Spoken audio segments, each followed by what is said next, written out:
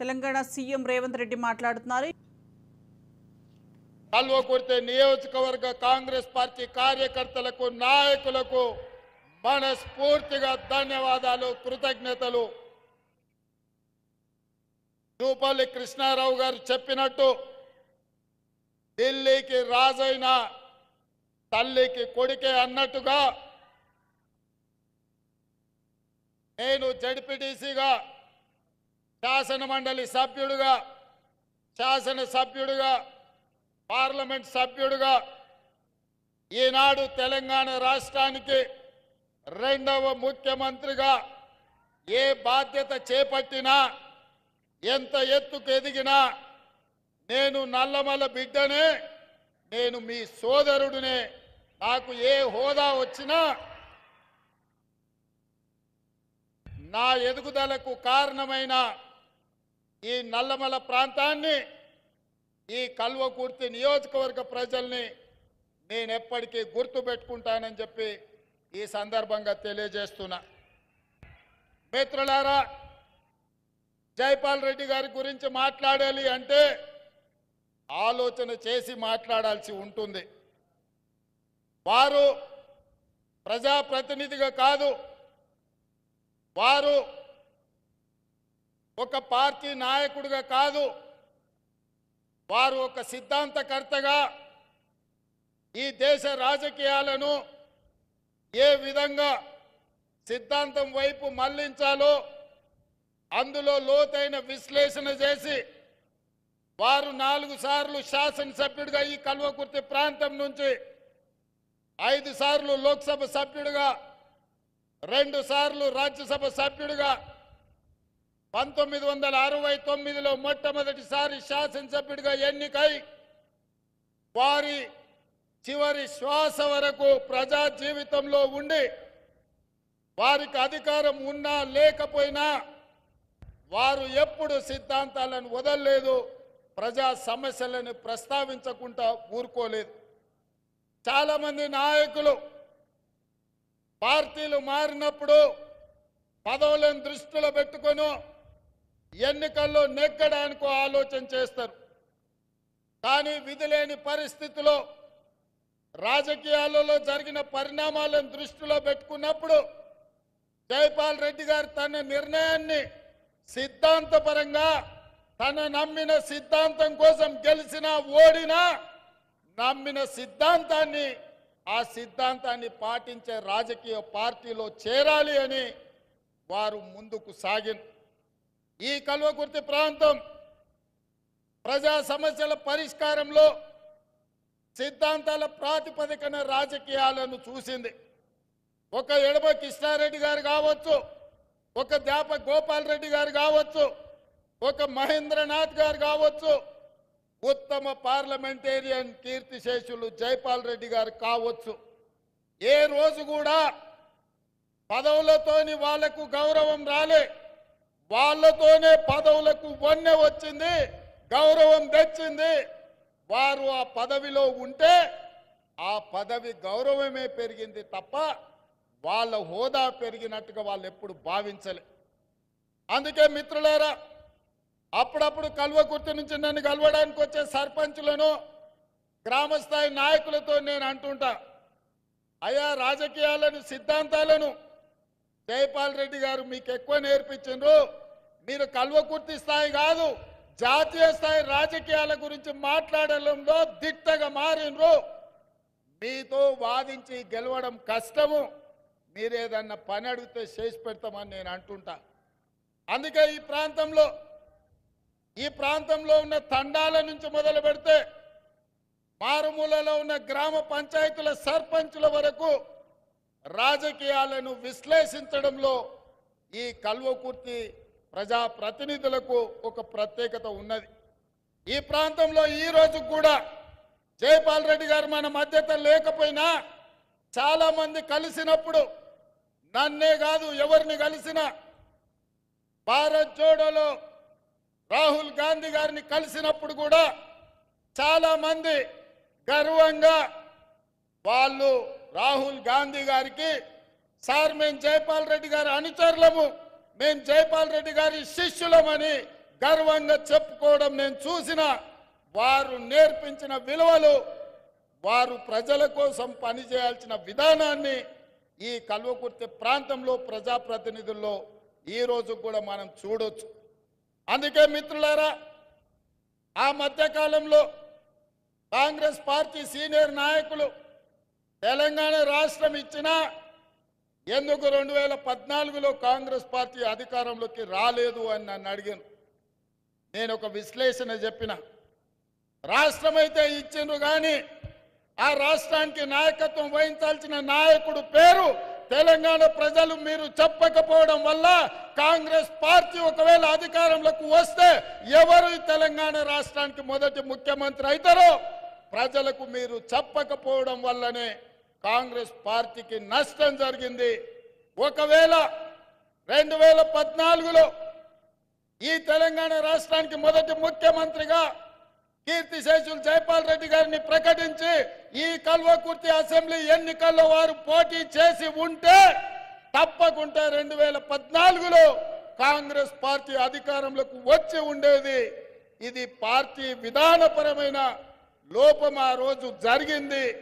వారికి తెలంగాణ ప్రజలు వారికి కృతజ్ఞత తెలుపుకునే అవకాశం ఉండే.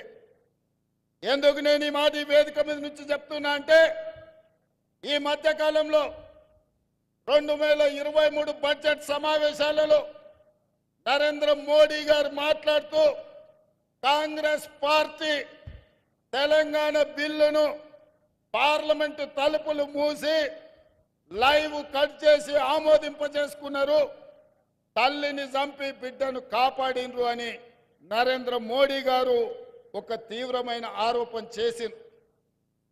ఆ రోజు పార్లమెంటు తెలంగాణ బిల్లు వచ్చినప్పుడు సభలో గందరగోళం ఏర్పడి తెలంగాణ బిల్లు ఆమోదం కాదేమో అని ఆందోళన చెందుతుంటే సభ వాయిదా పడ్డప్పుడు ఆనాటి స్పీకర్ శ్రీమతి మీరా కుమారి గారికి జైపాల్ రెడ్డి గారు ఒక సూచన చేసిండ్రు. మూడ్ ఆఫ్ ద హౌస్ చూసి తలుపులు మూసి తెలంగాణ బిల్లును ఆమోదింపజేసుకుంటే ఖచ్చితంగా తెలంగాణ రాష్ట్రం ఏర్పడుతుందని జైపాల్ రెడ్డి గారు మీరా కుమారి గారికి చేసిన సూచనను పాటించి పార్లమెంటు తలుపులు మూసి లైవ్లు కట్ చేసి మీరా కుమారి గారు తెలంగాణ రాష్ట్రాన్ని మనకిచ్చింది. అట్లనే జైపాల్ రెడ్డి గారి సూచనతోటి జైపాల్ రెడ్డి గారు కేంద్ర మంత్రివర్యులుగా మంత్రివర్గ సమావేశంలో మన్మోహన్ సింగ్ గారిని సహచర మంత్రివర్గ సభ్యులకు తెలంగాణ రాష్ట్రం ఎందుకోసం ఏర్పడాలి, తెలంగాణ రాష్ట్రము ఎందుకు ప్రజలు కోరుకుంటున్నారో సంపూర్ణంగా వారు వివరించింది. అందుకే కేబినెట్ మొత్తం ఏకగ్రీవంగా ఆమోదం చేసి తెలంగాణ రాష్ట్ర ఏర్పాటును కాంగ్రెస్ పార్టీ చేసింది. కానీ ఆ తర్వాత ఆశించిన ఫలితాలు రాలే. కల్వకుర్తి నియోజకవర్గ ప్రజలు, జైపాల్ రెడ్డి గారి అభిమానులు కల్వకుర్తి ప్రాంతం నుంచి తెలంగాణ రాష్ట్రానికి ముఖ్యమంత్రి అయ్యే అవకాశం చేయి జారిపోయిందని బాధపడ్డారు.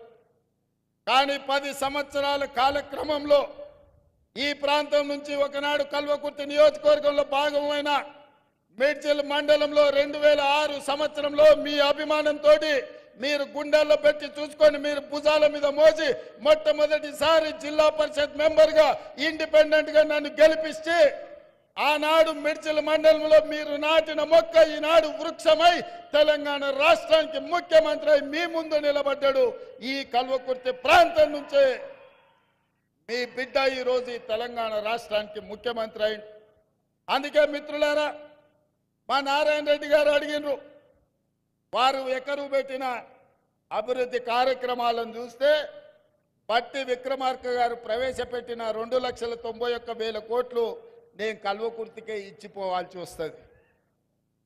మిగతా 118 నియోజకవర్గాలకు ఇవ్వడానికి కూడా నా దగ్గర ఏముండదు. అయినా మీ సోదరుడిగా మీ బిడ్డగా ఆనాడు ఇదే మైదానంలో నేను రాహుల్ గాంధీ గారు వచ్చి ఒక మాట చెప్పిన మా మిత్రుడు వంశీచంద్రెడ్డి గారు సాక్షిగా, నారాయణ రెడ్డిని మీరు గెలిపించండి, ఈ కల్వకుర్తికి ఒక్కరు కాదు 2 శాసనసభ్యులు ఉంటారు, ఒకటి నారాయణ రెడ్డి అయితే రెండవది రేవంత్ రెడ్డి, ఈ ప్రాంతాన్ని అభివృద్ధి చేస్తా అని ఇదే మైదానంలో ఇక్కడి నుంచే మీకు మాట ఇచ్చిన. ఒక్కసారి కాంగ్రెస్ పార్టీ మాట ఇస్తే మాట నిలబెట్టుకోవడానికి ఎంత దూరమైనా వెళ్తుంది. అందుకే ఈరోజు ఈ వేదిక మీద నుంచి ఈ కల్వకుర్తి శాసనసభ నియోజకవర్గంలో 100 పడకల ఆసుపత్రిని మంజూరు చేసి ఈ ప్రాంత పేదలకు ప్రభుత్వ వైద్యాన్ని అందించే బాధ్యత రాష్ట్ర ప్రభుత్వం తీసుకుంటుంది. అదేవిధంగా ఆర్ఎన్బి రోడ్ల కోసం నారాయణ రెడ్డి గారు అడిగినరు. రోడ్ల వివరాలు మళ్ళీ ఇస్తా. 180 కోట్ల రూపాయలతోటి ఆర్ఎన్బి గెస్ట్ హౌస్ తో పాటు ఆర్ఎన్బి రోడ్ల 180 కోట్ల రూపాయలు ఇవాళ ఈ కల్వకుర్తి శాసనసభ నియోజకవర్గానికి మంజూరు చేస్తామని చెప్పి నేను ఈ సందర్భంగా తెలియజేస్తున్నా. అదేవిధంగా ఈ ప్రాంతంలో నిరుద్యోగ యువకులు ఎక్కువ అటు మాడుగులు కావచ్చు, ఆమన్గల్ కావచ్చు, కడతాలు కావచ్చు, తలకొండపల్లి కావచ్చు, వెల్దండ కావచ్చు, కల్వకుర్తి కావచ్చు, ఒంగూరు ప్రాంతం కావచ్చు, మిడ్చల్ ప్రాంతం కావచ్చు, ఈ ప్రాంతంలో చైతన్యం ఉన్నది. చైతన్యవంతమైన యువకులకు నిరుద్యోగ సమస్య ఉన్నది. ఆ నిరుద్యోగ సమస్యను పరిష్కరించడానికి నేషనల్ అకాడమీ ఆఫ్ కన్స్ట్రక్షన్ నుంచి ఒక స్కిల్ సెంటర్ ని ఆమన్గల్లో ఇచ్చి 10 కోట్ల రూపాయలతోటి తక్షణమే పనులను ప్రారంభించే మంజూరు ఈ వేదిక మీద నుంచి మీకు అందరికీ ఇస్తున్నాం. అదేవిధంగా ఆమన్గల్లో డిగ్రీ కాలేజ్ బిల్డింగ్ లేదు, జూనియర్ కాలేజ్ బిల్డింగ్ లేదని మా శాసనసభ్యులు చెప్పినారు. దానికి ఎంత ఖర్చైనా తక్షణమే వాటికి మంజూరు చేసే బాధ్యత ఈ ప్రభుత్వం తీసుకుంటుంది అని చెప్పి నేను ఈ సందర్భంగా తెలియజేస్తున్నా. అదేవిధంగా వివిధ ప్రాంతాలకు సంబంధించిన హై లెవెల్ బ్రిడ్జెస్ గురించి నారాయణ రెడ్డి గారు అడిగినారు.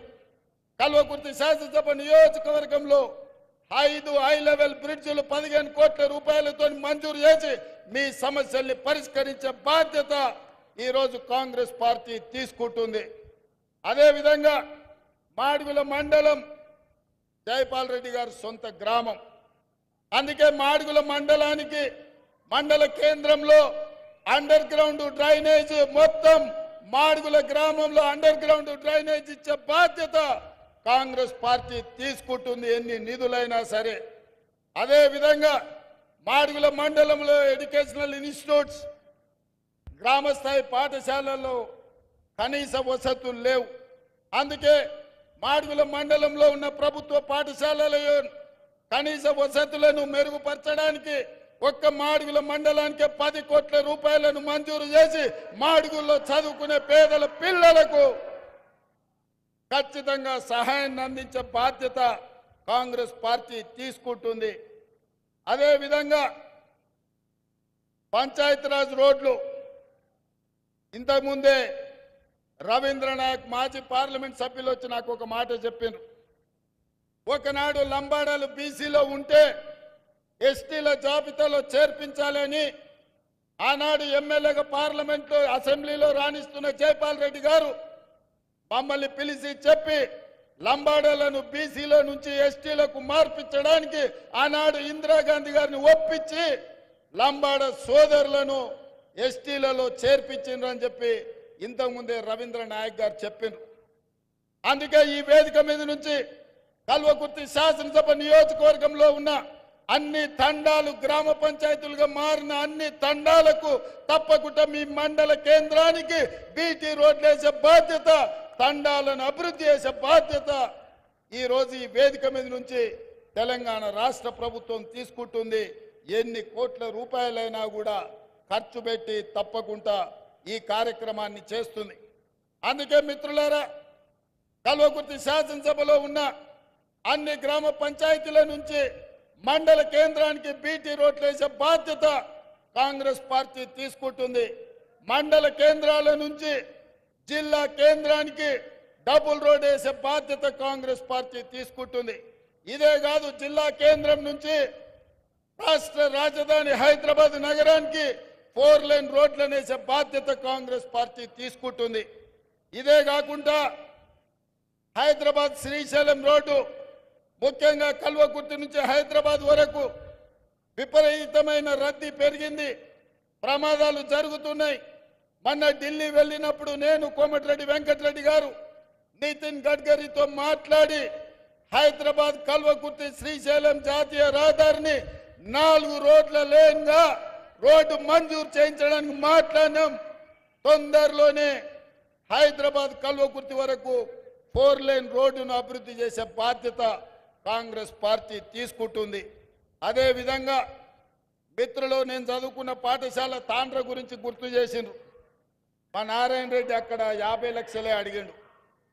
నేను చదువుకున్న పాఠశాల తాండ్ర హై స్కూల్కు 5 కోట్ల రూపాయలు ఇచ్చి అక్కడ పాఠశాలను అభివృద్ధి చేసే బాధ్యత నేను తీసుకుంటా అని చెప్పి ఈ సందర్భంగా తెలియజేస్తున్నా. అదేవిధంగా వెల్దండ మండలంతో, వెల్దండ ప్రాంతంలో ఉన్న ప్రజలతో, అక్కడున్న మిత్రులతో నాకు సన్నిహిత సంబంధాలు ఉన్నాయి. వెల్దండ మండల కేంద్రంలో పాఠశాలల అభివృద్ధి కోసం అదనంగా 5 కోట్ల రూపాయలు ఇచ్చి వెల్దండ మండల కేంద్రంలో ఏమేం కావాలో మీరు అభివృద్ధి చేసుకోండి, దానికి అవసరమైన నిధులను ఇచ్చే బాధ్యత కాంగ్రెస్ పార్టీ తీసుకుంటుంది అని చెప్పి నేను ఈ సందర్భంగా తెలియజేస్తున్నా. అదేవిధంగా స్కిల్ యూనివర్సిటీ, మా నారాయణ రెడ్డి మెడికల్ కాలేజ్ ఇక్కడనే అడుగుతుండు, ఇంజనీరింగ్ కాలేజ్ ఇక్కడనే అడుగుతుండు, పాలిటెక్నిక్ కాలేజ్ ఇక్కడనే అడుగుతుండు, స్కిల్ యూనివర్సిటీ ఇక్కడనే అడుగుతుండు. కొన్నిటికి ఫీజిబిలిటీ కూడా మనం చూసుకోవాలి ఉంటుంది. అందుకే నారాయణ రెడ్డి గారి కోరిక, నా కోరిక కొంచెం అటు ఇటుగా సమన్వయం చేసి ముచ్చర్ల ప్రాంతంలో ఆగస్టు 1వ తారీఖు నాడు యంగ్ ఇండియా స్కిల్ యూనివర్సిటీని ప్రారంభించబోతున్నాం. 100 కోట్ల రూపాయలు 50 ఎకరాల భూమిని కేటాయించి కల్వకుర్తికి ఏదైతే కర్తాల మనకు మొట్టమొదటి ముఖద్వారమో అక్కడ కూతవేటి దూరంలో ఉన్న ముచ్చెర్లలో ఉన్న ల్యాండ్లో యంగ్ ఇండియా స్కిల్ యూనివర్సిటీని ఆగస్టు 1వ తారీఖు నాడు 50 ఎకరాలలో 100 కోట్లతో పనులు ప్రారంభించబోతున్నాం. ఆ స్కిల్ యూనివర్సిటీ మన ప్రాంతం యొక్క యువకుల భవిష్యత్తును తీర్చిదిద్దబోతుంది. ఆగస్టు 1వ తారీఖు నాడే రాబోయే 3 రోజుల్లో ప్రారంభించుకోబోతున్నాం. చివరగా ఒక్క మాట చెప్పదలుచుకున్నా. ఎన్నికల్లో శ్రీమతి సోనియా గాంధీ గారు రాజీవ్ గాంధీ ప్రాంగణం తుక్కుగూడ రంగారెడ్డి జిల్లాలో సెప్టెంబర్ 17, 2023 నాడు 6 గ్యారెంటీలను ఇవ్వడం జరిగింది. నేను ఆ రోజే చెప్పిన 2004లో శ్రీమతి సోనియా గాంధీ గారు తెలంగాణ రాష్ట్ర పర్యటనకు వచ్చినప్పుడు కరీంనగర్లో తెలంగాణ 4 కోట్ల ప్రజల యొక్క ఆకాంక్ష తెలంగాణ రాష్ట్రం గురించి, తెలంగాణ ప్రజల గుండె చప్పుడు గురించి నాకు తెలుసు, తప్పకుండా మీ ఆకాంక్ష నెరవేరుతుందని వారు మాట ఇచ్చింది. ఆ మాట నిలబెట్టుకోవడానికి ఎన్ని ఒడిదుడుకులు వచ్చినా, ఎన్ని అడ్డంకులు వచ్చినా తెలంగాణ రాష్ట్రం ఇస్తే ఆంధ్రప్రదేశ్లో పార్టీ ఉనికి కోల్పోయి, కేంద్రంలో అధికారం కోల్పోయి తెలంగాణ రాష్ట్రంలో ఒడిదుడుకులను ఎదుర్కొన్నా సోనియా గాంధీ గారు ఇచ్చిన మాట నిలబెట్టుకోవడానికి మాట తప్పని మడమ తిప్పని నాయకురాలుగా 2004లో తెలంగాణ రాష్ట్రం ఇస్తా అని 2014లో రాష్ట్రం ఇచ్చిండ్రు. మరి అలాంటి నాయకురాలు తుక్కుగూడ రంగారెడ్డి జిల్లాలో 6 గ్యారెంటీలను ఇస్తే ఆమె వారసులుగా, కాంగ్రెస్ పార్టీ అధ్యక్షుడిగా, మీ బిడ్డగా 6 గ్యారెంటీలను అమలు చేసే బాధ్యత నాది. అందుకే ఈరోజు ఆడబిడ్డలకు ఆర్టీసీలో ఉచిత ప్రయాణం ఇచ్చి 2500 కోట్ల రూపాయలు ఆర్టీసీకి చెల్లించడం, రాజీవ్ ఆరోగ్యశ్రీని 5 లక్షల నుంచి 10 లక్షలకు పెంచడం, పేదవాడు నిలవడానికి నీడ, ఊర్లో ఆత్మగౌరవం ఇందిరమ్మ ఇల్లు, 4.5 లక్షల ఇండ్లను పేదవాళ్లకు 10,000 కోట్లతో మంజూరు చేసి ఇవాళ పేదవాళ్లను ఆదుకునే ఇందిరమ్మ ఇళ్లను మంజూరు చేసినాం.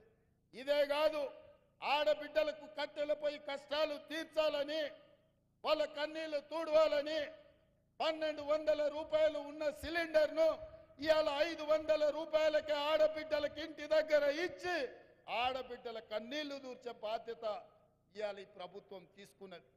ఇదే కాదు, వ్యవసాయానికి ఉచిత కరెంట, భూమి లేని పేదల సంగతి మీరు పట్టించుకోరా అని పాదయాత్ర సందర్భంగా అచ్చంపేట నుంచి హైదరాబాద్ వరకు నేను పాదయాత్ర చేసినప్పుడు పేదలు వచ్చి నాకు చెప్పారు, అందుకే ఈనాడు ప్రతి పేదవాడి ఇంట్లో 200 యూనిట్లు ఉచితంగా విద్యుత్తును ఇచ్చి పేదవాడి ఇంటిలో వెలుగుల్ని చూడాలన్న ఆలోచన ఇవాళ మన ప్రభుత్వం చేస్తున్నది, అమలు చేసి తీరుతున్నది.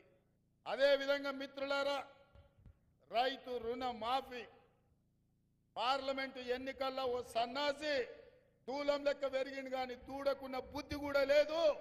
సవాలు విసిరిండు, నువ్వు 2 లక్షల రూపాయల రుణమాఫీ చేసి చూడు అని.